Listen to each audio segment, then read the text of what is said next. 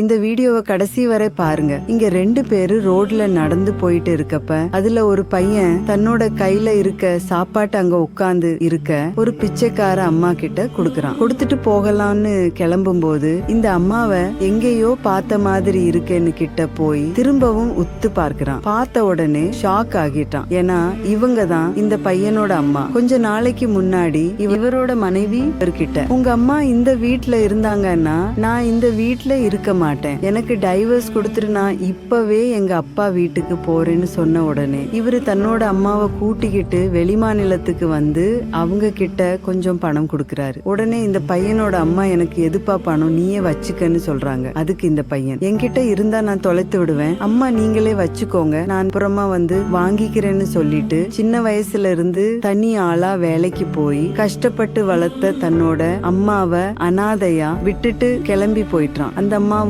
தன்னோட பையன் வருவான்னு 2 வருஷமா காத்துக்கிட்டு அதை நினைச்சு பைத்தியமும் ஆகிட்டாங்க. நீங்க உங்க அம்மாவை கடைசி காலம் வரை கைவிடாம பாத்துப்பீங்கன்னா இந்த வீடியோவுக்கு ஒரு லைக் போட்டு கமெண்ட்ல ஐ லவ் யூ அம்மான்னு கமெண்ட் பண்ணுங்க. அப்போதான் இந்த பையனோட ஃப்ரெண்டு சொல்றாரு, எவனோ ஒருத்தன் பொண்டாட்டி பேச்ச கேட்டுக்கிட்டு அவங்க அம்மாவை இப்படி ரோட்டில அனாதையா விட்டுட்டு போயிட்டான், பாவம்டா அவங்க இங்கதான் பிச்சை எடுத்துட்டு இருக்காங்கன்னு சொல்றான். அதை கேட்டு இந்த பையன் அம்மாவை நினைச்சு ரொம்பவே ஃபீல் பண்றான். இந்த அம்மா தன்னுடைய பையன் திரும்ப வருவான், அவங்கிட்ட இந்த பணத்தை கொடுக்கணும்னு சொல்லிட்டு அந்த பணத்தை பத்திரமா தன்னோட முந்தானையில முடிஞ்சு வச்சிருக்காங்க. அதை பார்த்துட்டு இந்த பையன் பொண்டாட்டிய மனசுல நினைச்சுக்கிட்டு இந்த அம்மாவை நடு ரோட்டில அனாதையா விட்டுட்டு போயிட்டான். இந்த பையன் செஞ்சது மன்னிக்க முடியாத தப்புன்னு சொல்றவங்க இந்த வீடியோவுக்கு ஒரு லைக் போட்டு உங்களோட கருத்தை கமெண்ட்ல சொல்லுங்க.